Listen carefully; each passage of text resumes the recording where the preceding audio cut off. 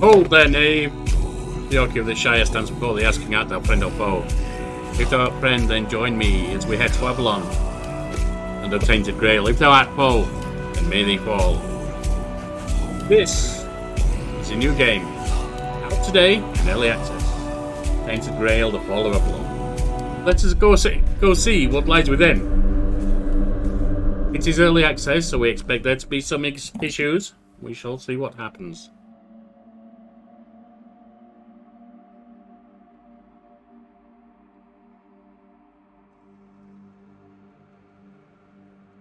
Four dwellers can create things from wordness and the power of their will. Right.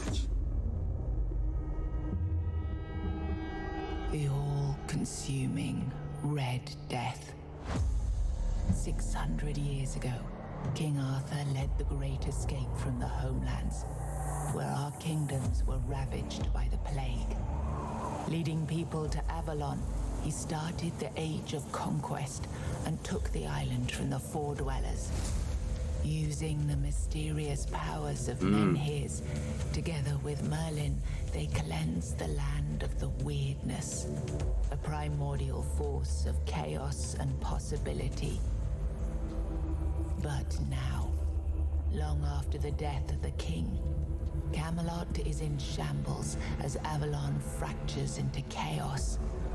Old legends are gone, and the weirdness is creeping back into our lands.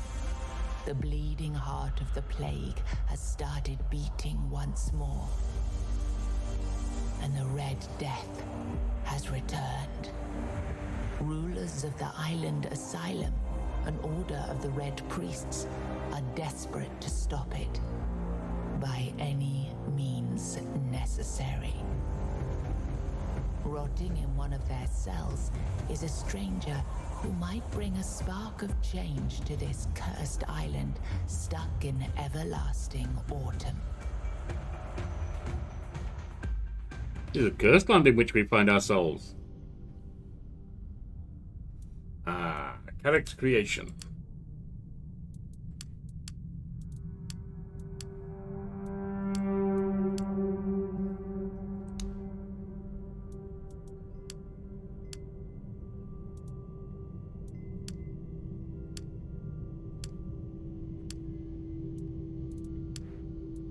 Pale-skinned as I am, there's no point in lying about that.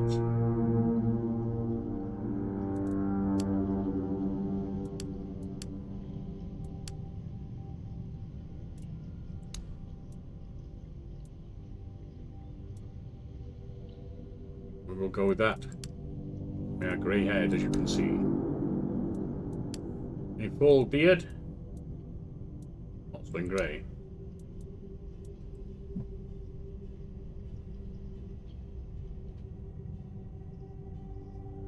The Yorkie I am.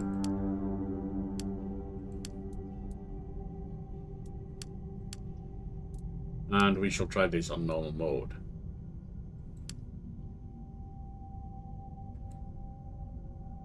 Rise and shine, rise and shine. Yes, it's me again. And I hope this time you'll cooperate without me needing to repeatedly hit you in the face, eh?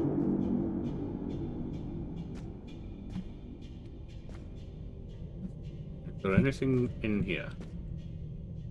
Shift is indeed... Look, we just have to get this over and done with. Unless you want a visit from someone upstairs. And, trust me, you don't. Just like before, no food until we're done here. And the moment you start getting on my nerves, we're going back to my tried and tested fists. Well, that sounds delightful. Tell me, what were you doing in the forest when the Red Shields caught you? I was hunting. What do you think I'm doing in the forest? Hunting? I wouldn't take you for a hunter. But as they say upstairs, looks can be deceiving. And you're, what, hunting just to get by? Or do you do something with your catch? People say I'm a good cook. Oh. Well, this is the first time I almost feel sorry for you. It's always a shame to let someone with the talent for preparing a good meal go to waste. Okay, that was easier than I expected. Now, unfortunately, we'll have to start... Interesting. Those few selections give you, I always found it puzzling that these people won't bathe. You, I understand, you're literally rotting in this damned cell, but no then basis for your there's character. just no excuse for the stench. There they are, finally. I'm not sure I chose well there. I We'll see. know, you have a million questions forming in your head, but they'll have to wait. One of these keys will open your cell. When you get out, head left. I'll scout ahead.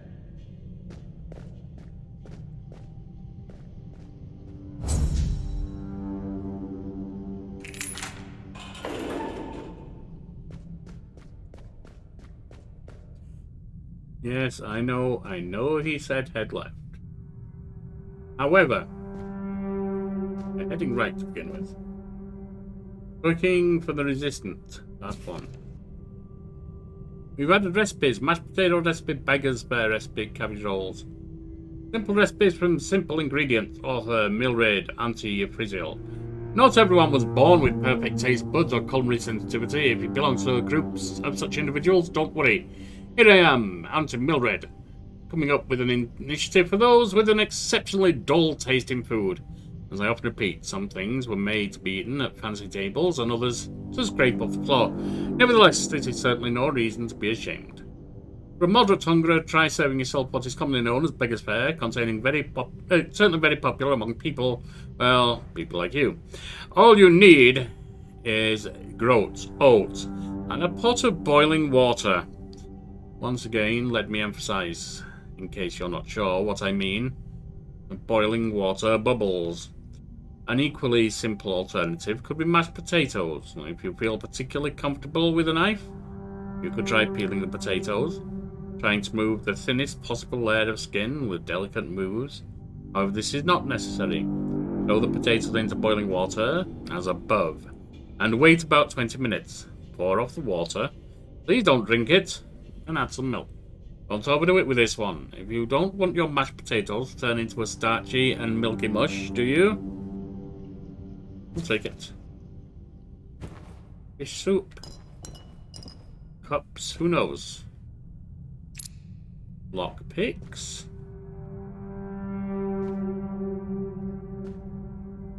Erotic diagrams. Fine. Moonshine cup. Roast. Beautiful Liliana. Reference to the picture on the wall. In the Chamber of Ecstasy. Though Osbert could not wait any longer, he shut the door behind him and jammed the latch home. In a few determined strides, he approached Liliana, capturing her lithe waist in a strong embrace. Panting heavily with desire, he lifted her as if she weighed nothing and threw her on the bed. He set about conquering her lips, neck, cleavage with hungry kisses. Liliana arched off the bed and moaned wantonly, which only spurred him further. So Osbert tangled the fingers of his right hand in Liliana's golden locks, and with his left he loosened the lacings of her bodice. This could get a little steamy. After he finally managed to unlace it, his eyes were met with the most rousing sight of Liliana's voluptuous body. He took her love apples into his hands, feeling them rise and fall with the quickening of her breasts. He caressed them for a while, but soon his hands started to wander down her body to lift her skirt and petticoat. Liliana's lips tasted like the sweetest cherries. Sir Osbert couldn't help but cling to them as his fingers slipped beneath the alabaster columns of her legs. Liliana's knees spread invitingly without hesitation, almost as if they had a mind of their own. But Osbert pushed down his pants and took the weapon a man uses to lay love siege. I say it could get steamy, it could also get rather ridiculous. He aimed his enormous battering ram at the opening of her gates and began the attack. Well, maybe we can sell that to someone. Certainly wouldn't want to keep it for myself. The same as Skyrim here. Broken.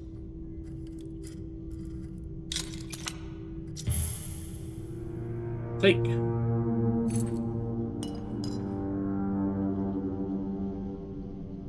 Brain fever.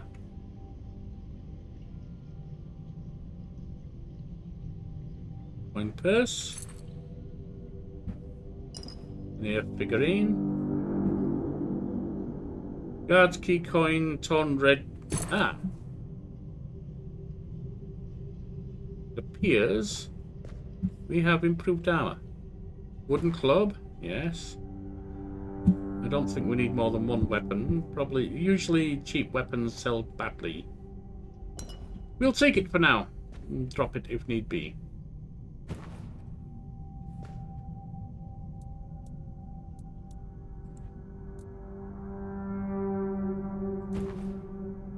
That's something we can do.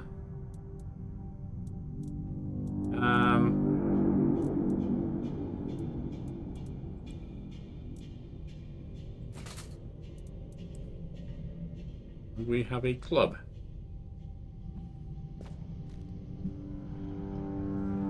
We could rest there, but I think it may not be a good move.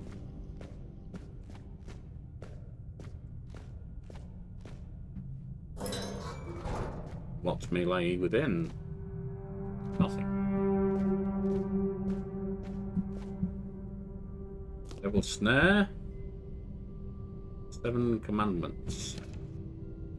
The 7 commandments. 1. First came the prophet, then came the world is sacred. That's not a commandment, that's a statement. 2. The Pope, his cardinals, and his priests received the word. The word is the way. This is also not... Well, I suppose that could be a commandment. 3. We're all brothers and sisters starving for the word. The word is sustenance. This is not a commandment. 4. Together in holy suffering, we walk the pilgrim's path. The word is our strength. 5. We repent by facing the trial of the plague. The word is our care. 6. The priest clad in red guide us towards grace. The word is salvation. 7. There are no other sanctities. Only the prophet's word and the will of the people, will of the Red Church. And do not doubt your faith. 9.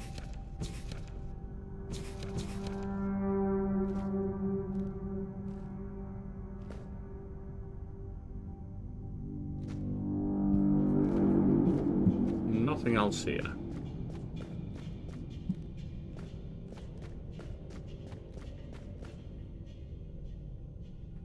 I see nothing in there. There are.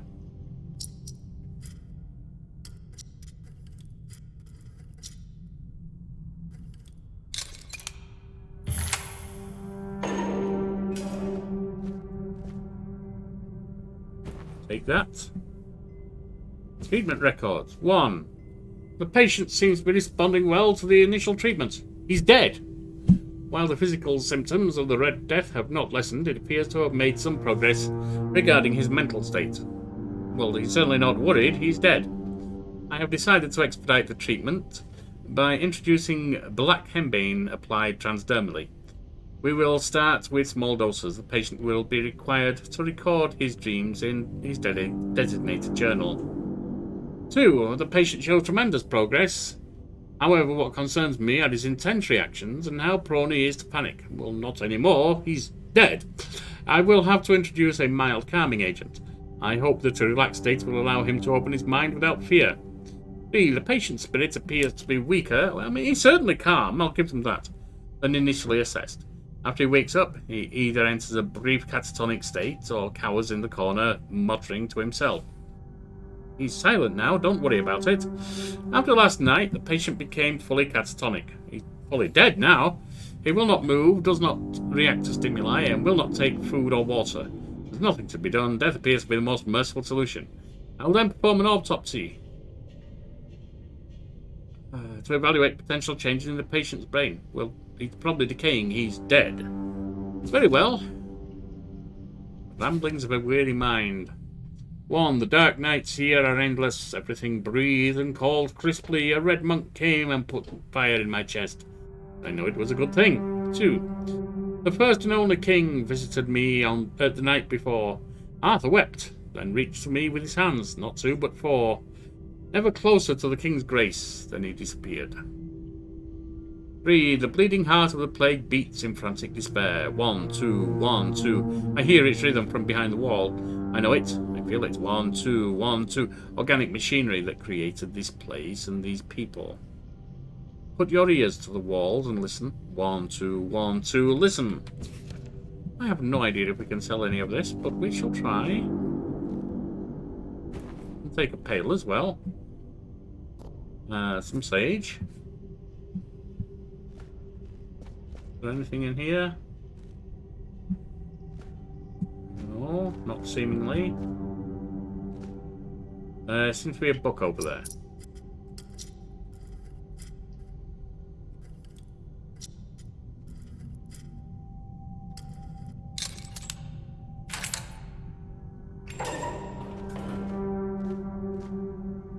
Note written in blood. So anyone who finds this note, you need to run before they start your treatment, and it makes you realise you need to gnaw your own legs off. Well, that's a treatment for something, I guess. Having too many legs for one. I promise that you are not sick. Even if you are, they will not cure you. Save yourself as I did. I stole a small glass jar when they went looking, broke it into shards and swallowed them all. Well, ick. I think ick is the appropriate word in this case. And this is the 7th plant, which we've already seen. The stool and not much else in there by the look of it. There's stuff in here though.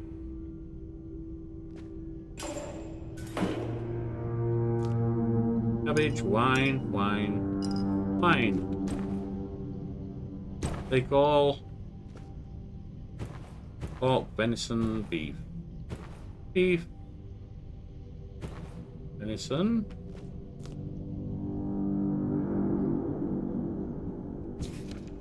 Oak letter, lockpick.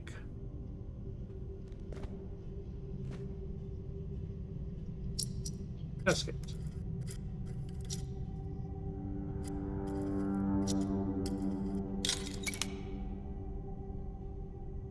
Gold.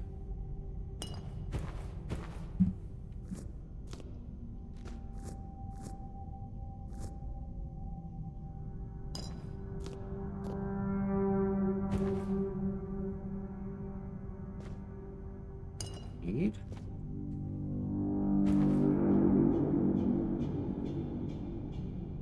Oops.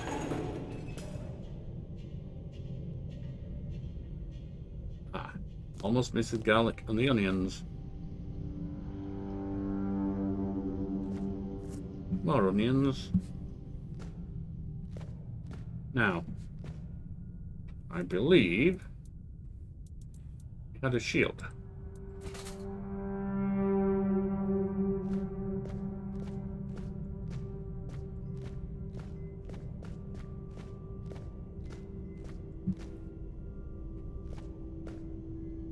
This appears to have things going on inside.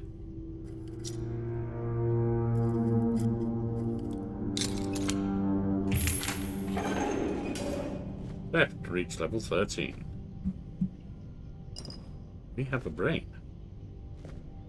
Many have said I do not, but I have a brain.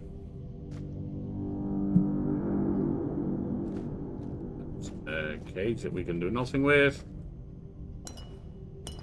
Oh, I have a heart as well. What do you know? Basket. Heart. Brain. Experimental treatment report. I received 3 patients suffering with mild symptoms of Red Death. With this batch, I decided to test a new treatment derived from creatures touched by weirdness. Over the course of the last week, the patients were all given weird beast bone meal mixed with their food. The results were as follows. Patient 1. I found that he was actually suffering from typhoid rather than Red Death. I burned the body. Patient 2. By the 3rd day, she started behaving erratically, scratching at the walls, pulling her hair, and screaming incoherently. On the 5th day, it was like some inhuman force possessed her. He pulled the chains that were holding her off the wall, and she started to bend the iron bars of her cell apart. Unfortunately, her heart gave out before she managed to escape. Or fortunately, rather. I may learn more from the autopsy. Patient 3. The bone meal seems to have had little to no effect. The disease is progressing at its usual pace, but the patient's mind appears intact. Continue the treatment and monitor him closely. Conclusions. Despite the outcome, I do not deem this treatment a failure. So everyone died, but it was a success. Yes. I'm afraid I've come across doctors like you, especially in the case of the patient where the progression of disease seems to slow dramatically. If I could mitigate the adverse effects, I might get close to finding a cure.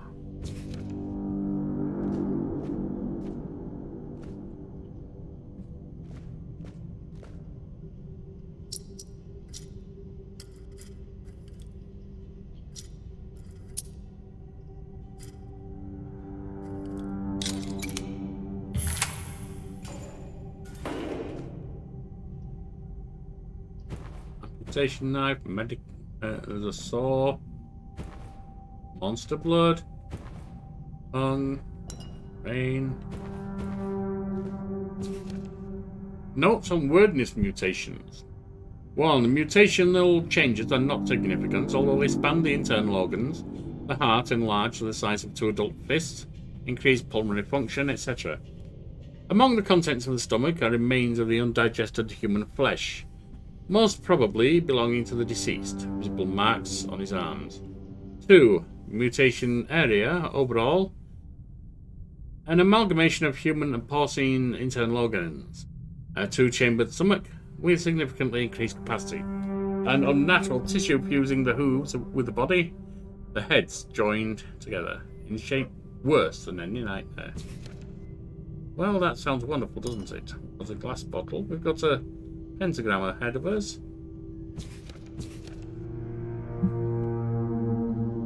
Nothing else that we can take there. Nothing there.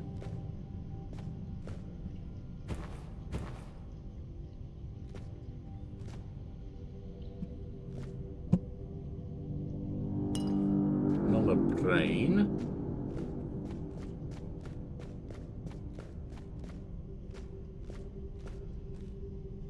The Brother Sefton. Venerable Brother Sefton, I would like to remind you of what I mentioned numerous times before, namely that the alchemical station should be cleaned after each use, especially when you are so careless with caustic toxic substances. I also recommend that you refresh your elementary knowledge about the ingredients of a healing concoction. Those are alcohol and sage, not poisonous plants and hearts. If this kind of negligence continues, I will be forced to ask Father Vaughan to revoke your privilege to use the laboratory. May the word of the prophet be your grace. This is a rather thick place, it seems. Where was the key, I wonder? Well, we have not found it yet. Maybe we'll find it going forward. Laboratory key, I was right.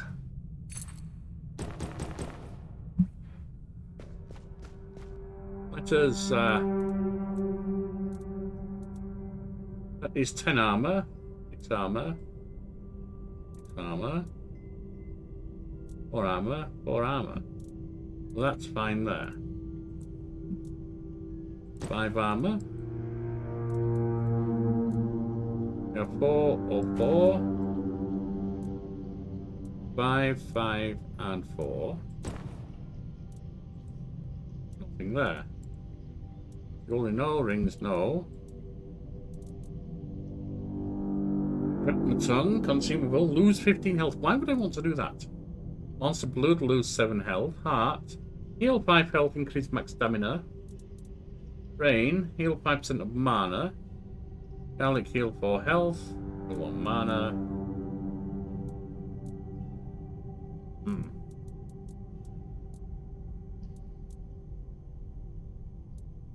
I think we shall not worry about it just now. Instead,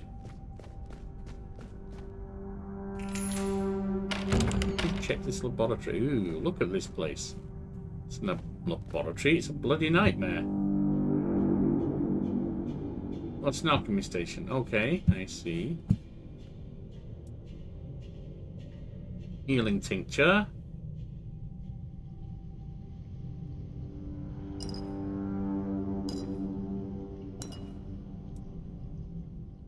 More mana potion, we do not have that. Boiled meat might be useful for something. Encyclical of the Second Pope.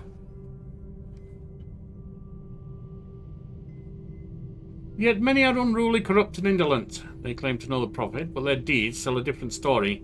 Sullied are their minds and their consciences. And the prophet sees all and casts filth on their flesh. Their skin is covered in red marks. It festers and flakes off their body. The fever consumes them from the inside like an unquenchable fire. The Red Death not only takes their lives, but also deprives their souls of the chance for salvation. I've come across priests like you, too. There is, however, hope for the impure, for the prophet says, renounce your unruliness, dishonesty, and indolence. Take my word to your lips and into your hearts, and your souls will be purified as mine was purified. And thus says the prophet, trust in my disciples as you trust in me, for they will lead you towards the cure. If you bring them to harm, but with deeds, words, or thoughts, it will be as if you brought harm to me, for that you will be punished. Essentially, what you're saying is if they do what you want, they'll be healed, but if they're not healed, it's because, at least in thought, they didn't do what you want. And easy out there.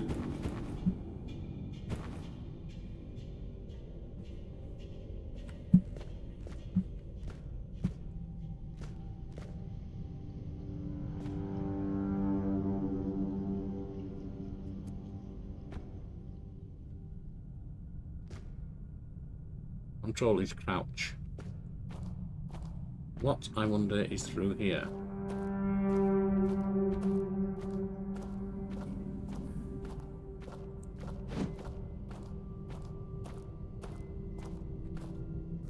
Cantrell, mushrooms.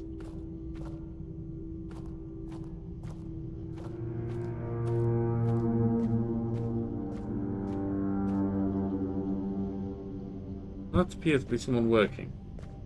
We can come back to there afterwards if we need to.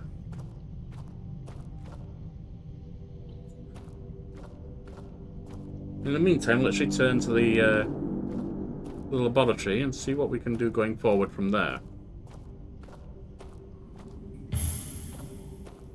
Neat reached level 14.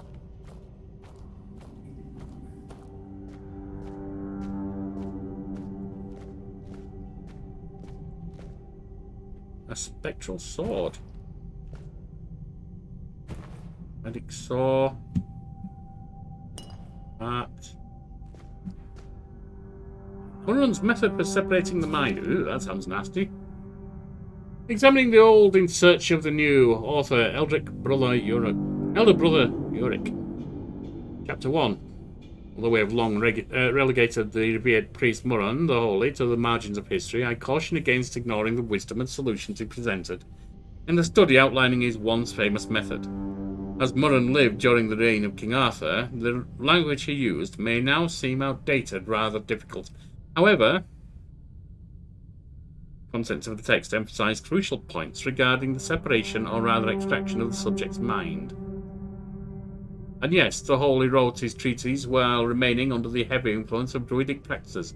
However, we should not forget that it is full of contempt towards that, now mostly eradicated, fortunately, quackery. Every page of Murron's words regarding the past so-called masters are dripping with venom, yet in his infinite wisdom he plucked what was most valuable from the treasure trove of their knowledge. This is another reason why we should not disregard Murron's work in this day and age. He was able to evaluate which of the druidic practices and observations were valuable, and which were deservedly burnt along with them in the fields of the charged conclave. What a wonderful person. Murron stressed that the subjects, as he called them, should become familiar with the Red Priest practices. They should be able to see and feel most of the proceedings. If a subject loses consciousness, he or she should be revived. Partial anesthesia is permissible, as long as the subject still remains able to see. For promising subjects in danger of hemorrhaging to death, their wounds should be tended to. What a delightful individual this fool is. Whoa!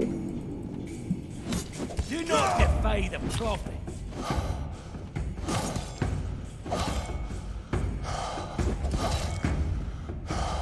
Our resolve is unshaken.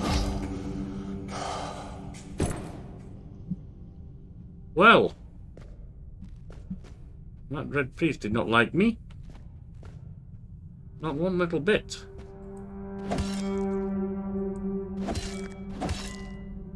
Can't do anything with that.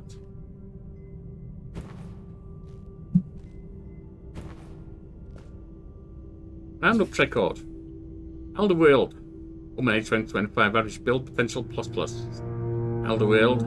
Man age 35 to 40, average build +. Mathia Mines area. Man age 25 to 30. Strong physique. Potential ++. Southern Road of Connaught.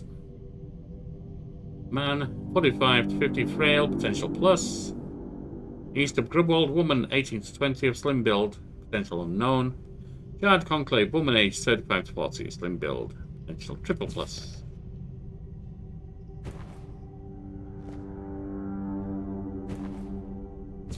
And a letter. It is time, my brothers. I hear you cry. Woe is us, for we have escaped death. Only for it to follow us all the way to the promised land. But I say this, all is not lost. I say this. We have been delivered to our salvation, to the only place where we can battle the Red Death and emerge victorious. But there is one thing we did not have in the homeland, one thing native only to Avalon, one thing that is the answer to all our prayers, the wordness. Many think that the wordness is nothing but another bane, an instrument of our inevitable doom. But I believe it's our only hope of survival. We should not fear it, but embrace it and welcome it to our minds. Some form of magic, I assume.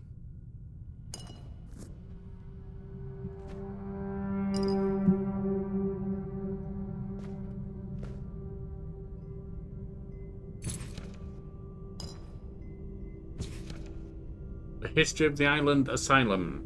And then the prophet said to her disciples, go to the marshes where those marked with the plague await their demise, and aid them. Build an asylum where peace can be brought to their bodies and their souls. Do not grieve, do not fret.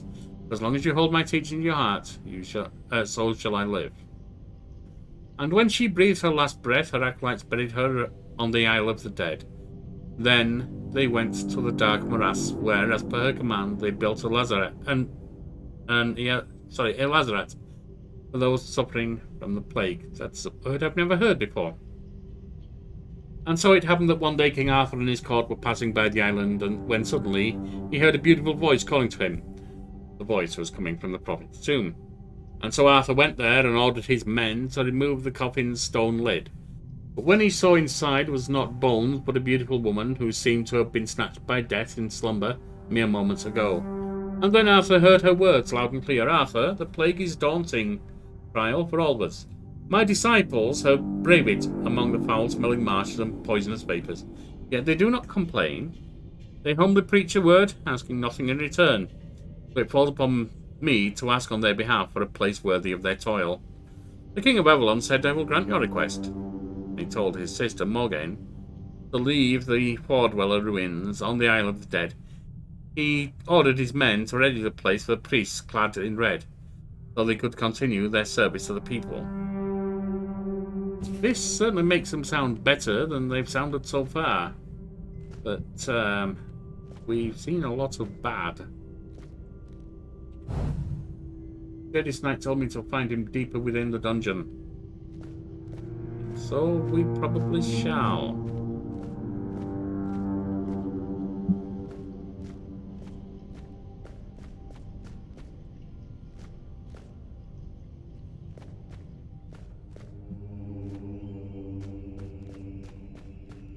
And those are stairs leading downwards.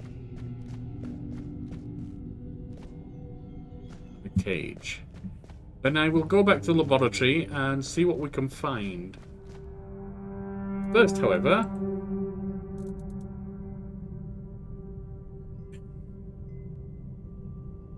one spectral sword, base damage to that.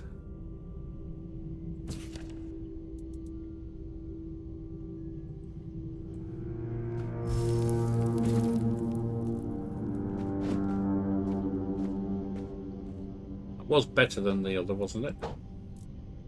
Base damage 7 to 10. Oh, wooden club is better than the spectral sword.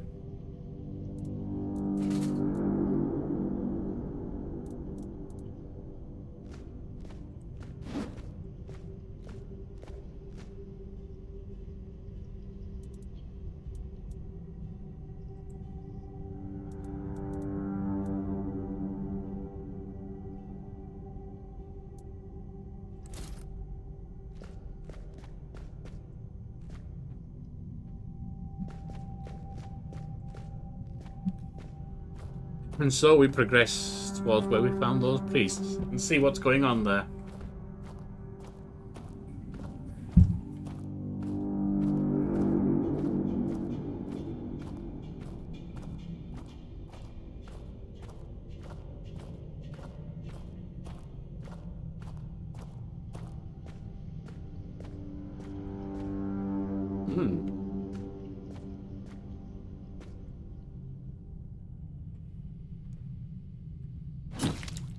Your sins will be punished.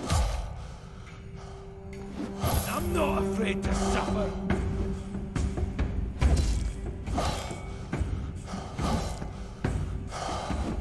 Ah, you've fueled my holy rage.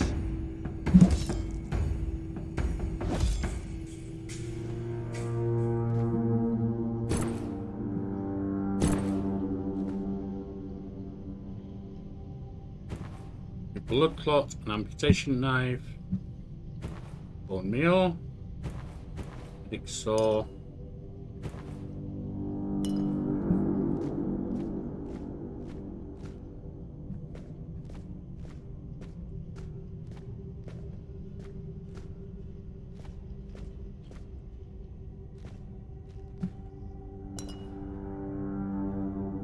Could we have it light, I wonder? Would surely help.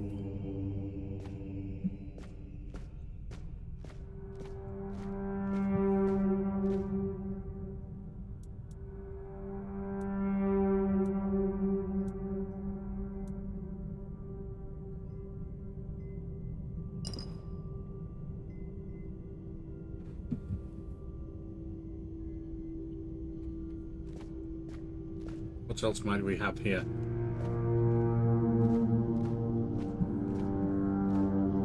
Trophy warns of danger.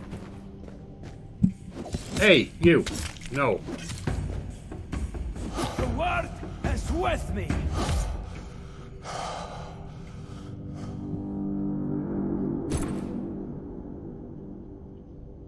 Blood, hearts, and guts. The alchemy of viscera. So we have more recipes gained.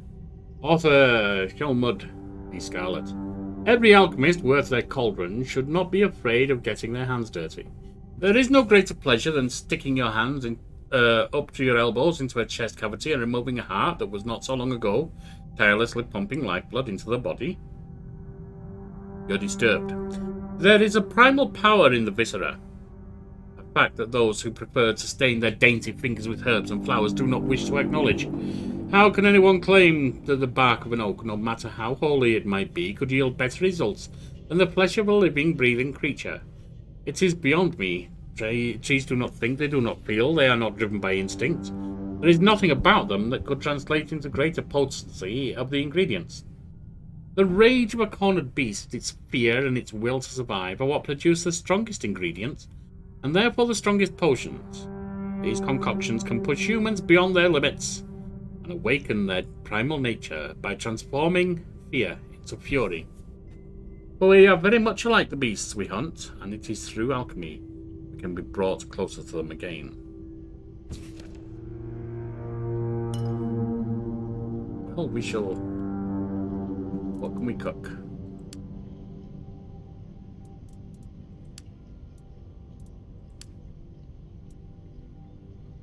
Will that do anything? Recipes.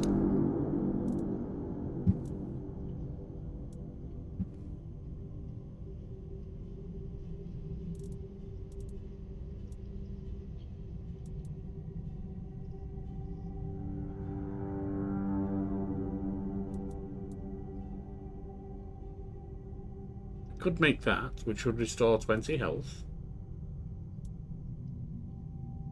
Cabbage rolls.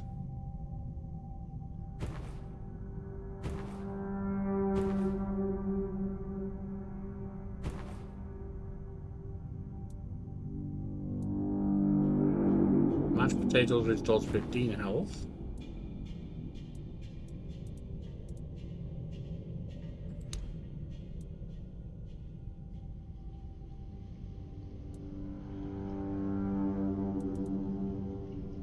Morning groats and flour, maybe.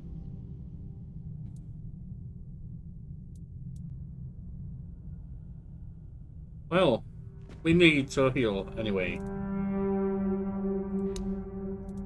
Our character... We are even on everything right now.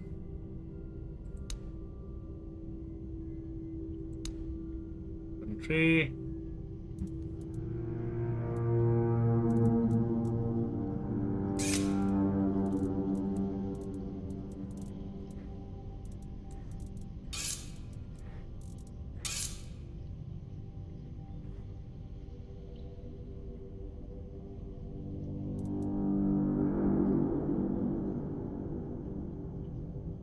How do we use the quick slots?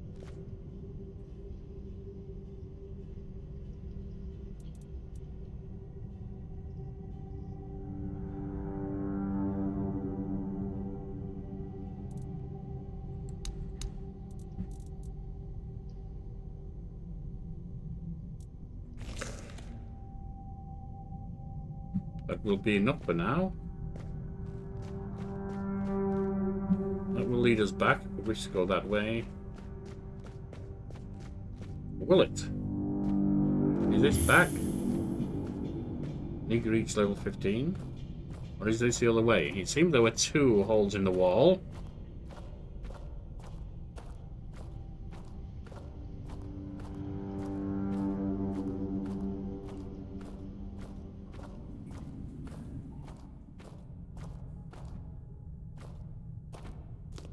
Sheep's head. Sweet tooth. Yes, this is where we came from. So let us head back and see if I was right that there's another hole in the wall.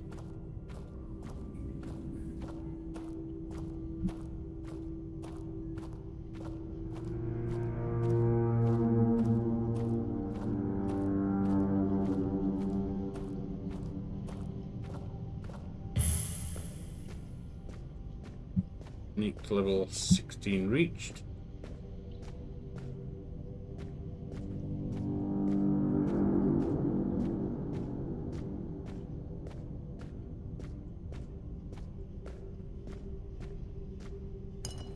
Almost missed the brain.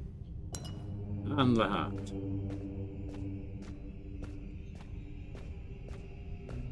Yes, that is another hole right there.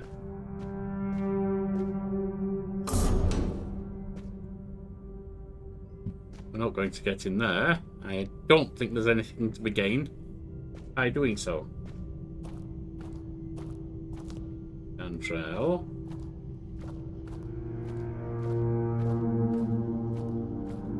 White button mushrooms.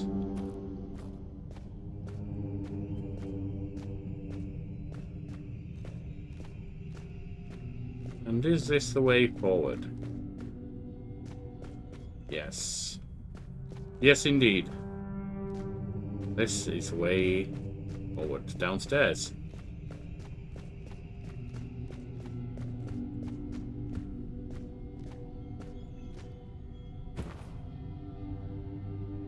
I have no need to rest right now. There's a cooking pot there, but I do not need it. Short bow and wooden arrows.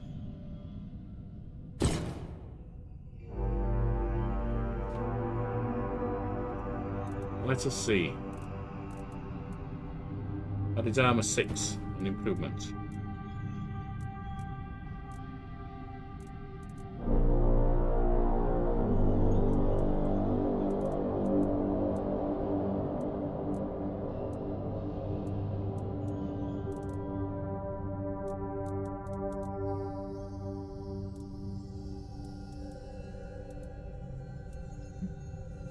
All good.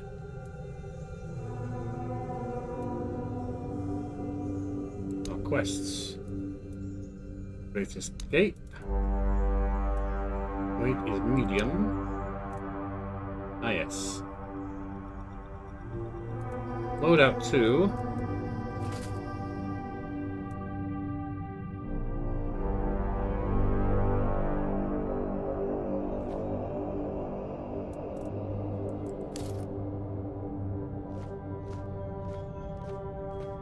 You took your sweet time, eh?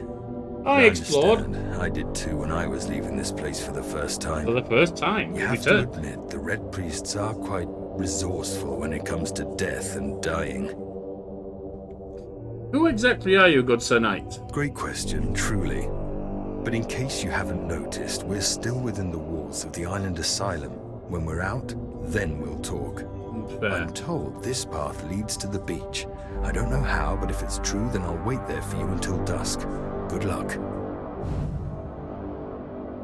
Knight said we'll meet again when I find a way out of the island asylum.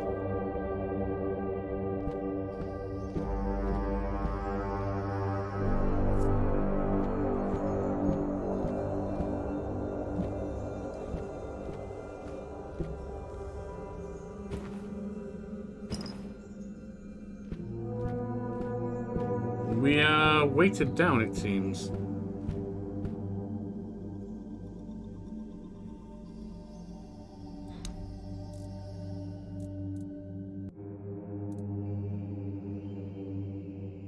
Into 16 damage.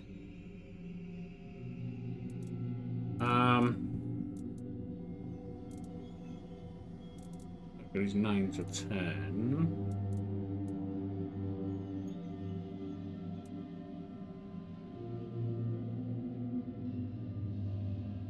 That is weighing more and offering nothing. Offering less money.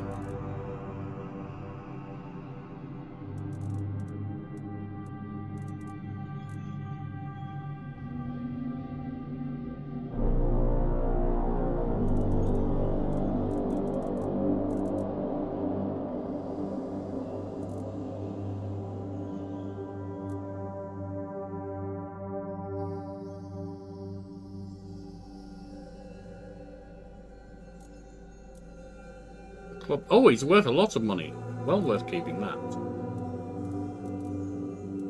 That's £4 for only 36 coin. £4 for 36 coin.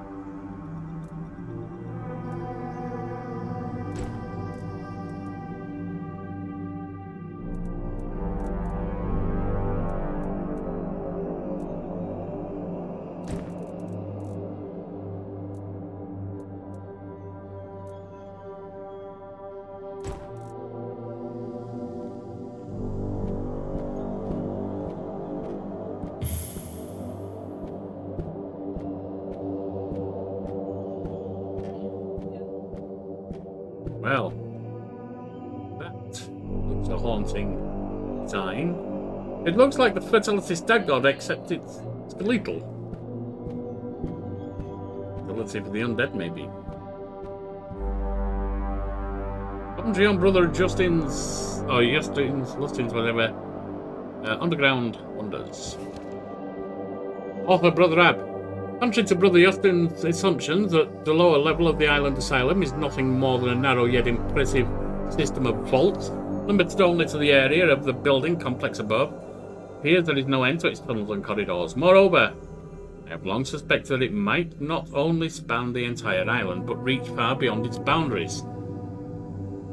While I would not want to belittle Brother Justin's commendable achievements during his exploration of the lower levels, he seems to have been all too eager to accept potential dead ends to be exactly what they appeared. Furthermore, my own research has confirmed time and again that most of the places he marked as closed-off patches proved to be burial tunnels leading further into the complex.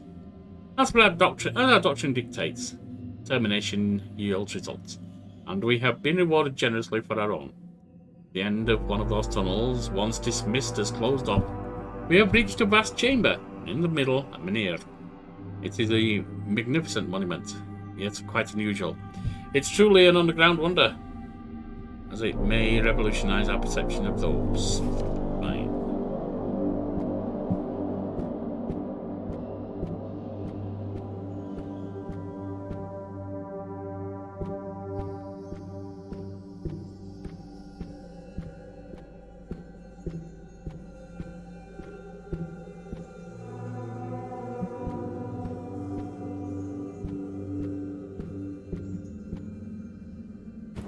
Weird plasm. Notes on Father Bullard. Bird of Rowan Moon 442. This diorama of an ancient floor dweller keeps nagging at me. Why does it look so dead? All the depictions we saw before seem to be of living creatures. And this skull, so similar to ours, it's almost disconcerting. It looks like a menhir, but the menhirs were raised by Merlin himself back in the old days, so that's impossible. Then how? How could ancient floor dwellers predict what Merlin would build in the future? 7th Hawthorn Moon, 442. Finally we have it, the ultimate proof that Merlin actually couldn't have built the menhirs himself. We found one, buried deep in the labyrinth. Brother Hogar is examining it as I write this.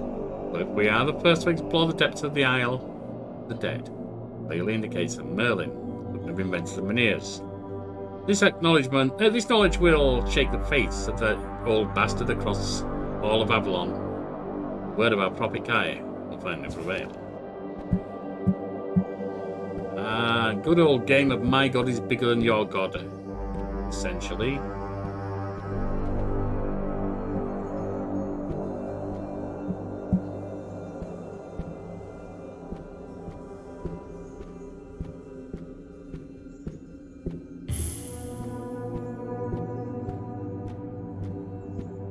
So sneak increases. That is going further down. What else do we have in here?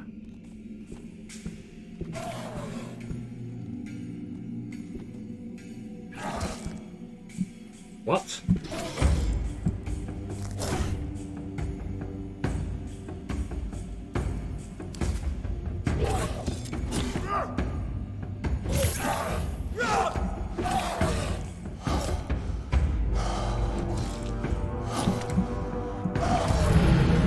You got me.